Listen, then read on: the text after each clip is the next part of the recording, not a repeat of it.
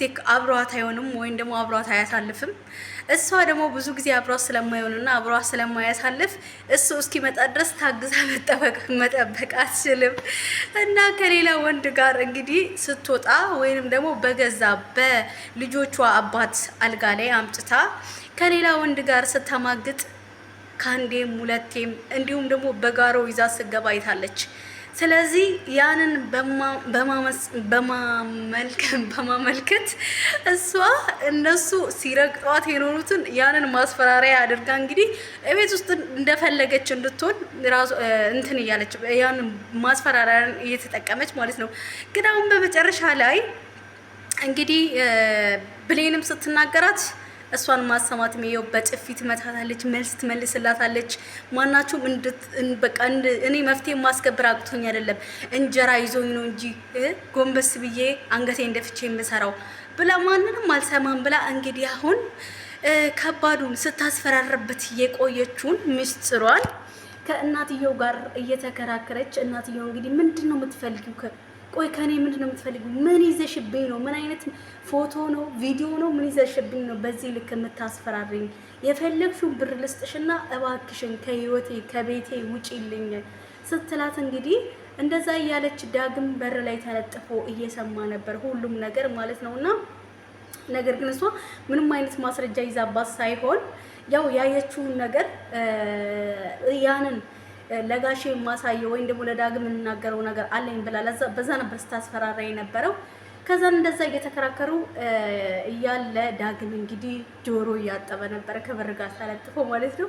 ከዛ ልክ ወጣ ስትል እንግዲህ ዳጊን አየችው። ዳግም ደግሞ እሳት ለብሶ እሳት ጎርሶ በቃ እኔ ማመን አቃተኝ፣ የእውነት ነው የኔ እናት ናት እንዲያረገችው እያለ በሩን ከፍታ ወጣች። እንግዲህ ከዛ ወደ ክችን ገቡ። ከዛን ከሱ ጋር ትንሽ ተጣሉ።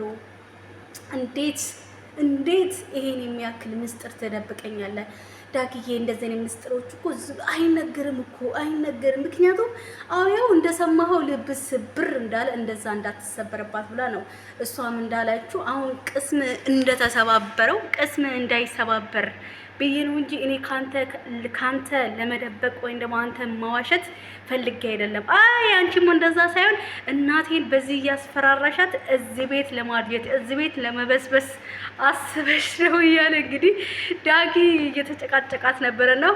እንደ እውነቱ ከሆነ እሷ ምንም ማስረጃ ይዘይባት አይደለም። ነገር ግን አንዴ አልጋ ላይ ይዣቸዋለሁ፣ ሌላኛው ጊዜ ደግሞ በጓሮ በር ስትገባ ውሽማዋ ስታስገባ ይቻላል። ከዚህ በተረፈ እኔ ምንም አይነት ቪዲዮ ወይም ደግሞ ምንም አይነት ማስረጃ ይዤባት አይደለም እንደዚህ እንትን እምለው። ግን ቢያንስ በቪዲዮ የሆነ ነገር ባትይዝ ራሱ ግን በዛ እያስፈራራቸው ነው፣ መፍቷን እያስከበረች ነው በማስፈራራት ቢሆን ማለት ነው። እና እንደፈለገች ብሌንን እየጠፈጠፈች ነው። የሆነ ነገር ስትናገራት መልስ እየሰጠች ነው። እናትየውም እንደዛ የሆነ ነገር ስትናገር መልስ እየሰጠች ነው። ለምን? በዚህ ማስፈራሪያ የተነሳ ማለት ነው። ብሌን ደግሞ እንግዲህ እናትየው ሀውን ላይ ወደ ሀና እንትን እያለች ነው። እኛ ለምን ፍቅር ሰተናት? ምናልባት እኛ እኮ እዚህ ቤት ከገባች አንድ ቀን እንደ ሰው አይተናት አናውቅም። አንድ ቀን እሷ እዚህ ቤት ከገባች ስራዋን ከመስራት በስተቀር ያልናትን ነገር እሺ ከማለት በስተቀር ምንም ነገር አድርጋን አታውቅም። እኛ ግን አንድ ቀን ፍቅር ሰተናት አናውቅም። እስቲ ፍቅር እንስጣትና ደግሞ እንሞክር ስትላት እንግዲህ እንደማይ አንቺንም በጸበሏ አጠመቀችሽ። ምን ሆነሽ ነው? ወንድሜ ቀማችኝ፣ ጓደኛዬን አስከፋችብኝ። ከዚህ በላይ ምንድነው የሷ ያላደረገችን ነገር ምንድነው አለች። ወንድምሽም ወዶ ፈቅዶ ነው ያፈቀራት፣ ጓደኛሽም ደግሞ ከማይፈልጋት ወንድ ጋር ተጣብቃ ነው። ስለዚህ የሷ ጥፋት ምንድነው ብላ እንግዲህ የነዳግም እናት ከሀና ጋር ያሏትን ነገር ለማስተካከል ልትጥር ነው። ግን ብታስተካክልም እንትን ፋይዳ የለውም። ለምን? ዳጊ መስማት የሌለበትን ነገር ሰምቷል፣ ማወቅ የሌለበትን ነገር አውቋል።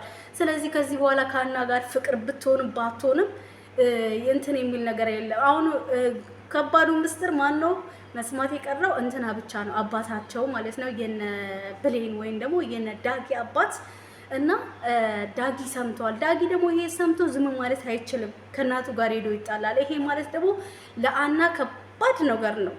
በነገራችን ላይ የራሷ ናት እንድትናገር ያወጣጣቻት። እንዴት እንደዚህ ለበሽ ዛሬ ምናምን ብላ እንደዛ እንትን ባትላት ሀና እንደዛ አትናገርም ነበር፣ ዳግምም አይሰማም ነበር። እና ለማንኛውም እስኪ እናያቸዋለን። ግን አንቺው ራሷን መፍቷ ስላስከበረች ደስ ብሎኛል። ምክንያቱም ዝም ብላ አልተጠፈጠፈችም። ስትጠፈጥፋት ጠፍታ